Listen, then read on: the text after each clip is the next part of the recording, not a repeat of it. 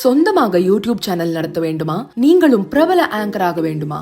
உடனே சேருங்கள் Pandey school of journalism. Contact 7388242242. விழுப்புரத்தில் புகையிலை பொருட்கள் கடத்தலை தடுத்த பெண் ஆய்வாளர் மீது காரை ஏற்றி கொல்ல முயற்சி செய்த 2 பேரை போலீசார் கைது செய்துள்ளனர். விழுப்புரம் நகர காவல் ஆய்வாளராக பணியாற்றி வரும் சித்ரா பழைய பூங்கா அருகே வாகன சோதனையில் ஈடுபட்டிருந்தார். அப்போது புதுச்சேரியில் இருந்து விழுப்புரம் நோக்கி வேகமாக வந்த காரை நிறுத்துமாறு சைகை காட்டியுள்ளார்.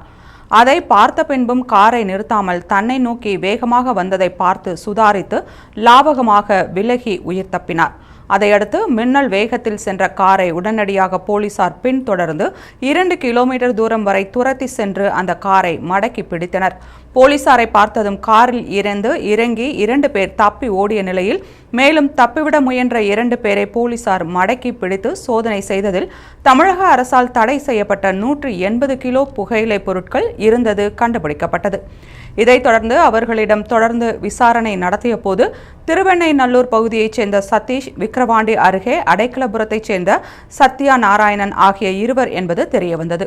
பிடிபட்ட 2 பேரும் புதுச்சேரியில் இருந்து விழுப்புரத்திற்கு புகையிலை பொருட்களை கடத்தி வந்து இங்கே இருக்கக்கூடிய கடைகளுக்கு புகையிலை பொருட்கள் சப்ளை செய்து வந்ததும் விசாரணையில் தெரியவந்தது.